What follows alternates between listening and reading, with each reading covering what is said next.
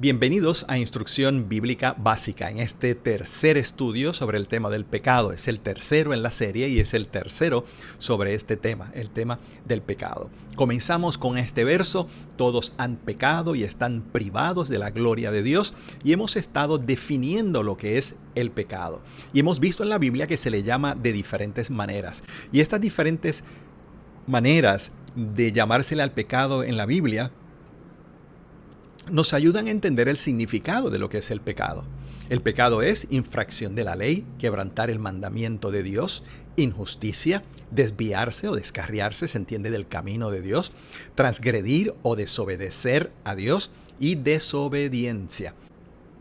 Estas son palabras que se usan en la Biblia para referirse al pecado y que, repito, nos ayudan a entender de qué se trata el pecado. Vimos también en todas estas palabras que se usan para referirse al pecado que tienen algo en común, y es que no se peca por accidente. El pecado siempre es un acto voluntario.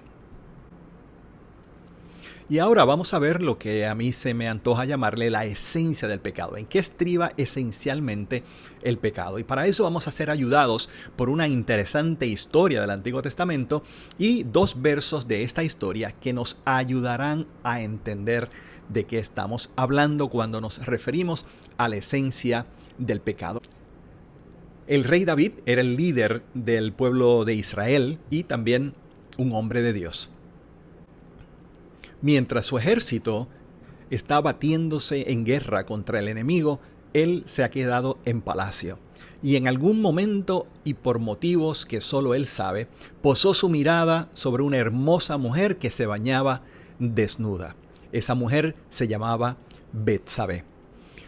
David se acuesta con ella, adultera con ella, y para esconder su pecado hace que su marido Urías, que era uno de sus mejores generales, sea abandonado en el frente de batalla de manera que muriese. Y así ocurrió. Así que David era, en un sentido claro, culpable de dos grandes pecados: adulterio y asesinato. Todo pareció quedarse en secreto. Parece ser que nadie sabía de lo que había ocurrido. Sin embargo, Dios sabía, y a través de un profeta más o menos un año después de estos eventos, enfrenta a David.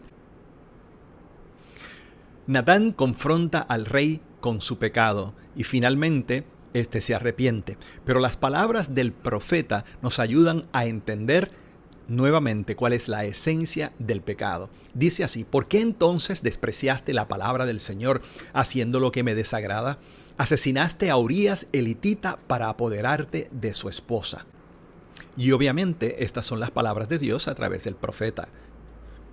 Lo mataste con la espada de los amonitas. Por eso la espada jamás se apartará de tu familia, pues me despreciaste al tomar la esposa de Urías elitita para hacerla tu mujer. El pecado es en esencia un desprecio a Dios, un menosprecio a Dios. Pero hay algo más en este mismo pasaje. No solo la esencia del pecado es despreciar o menospreciar a Dios, sino que también es despreciar o menospreciar la palabra de Dios. El verso dice: ¿por qué entonces despreciaste la palabra del Señor haciendo lo que me desagrada? Asesinaste a Urías elitita, etcétera, etcétera. De manera que la esencia del pecado es despreciar o menospreciar a Dios y despreciar o menospreciar la palabra de Dios. Esta palabra de menosprecio o desprecio lo que nos indica es que siempre tenemos dos alternativas. Simplificándolo al máximo, podemos obedecer a Dios o podemos obedecer al diablo. Cuando pecamos, obedecemos al diablo. Le damos más valor a la invitación del diablo a pecar que a las instrucciones divinas. Y en ese sentido, muy claro y contundente, estamos menospreciando a Dios y menospreciando la palabra de Dios cuando pecamos.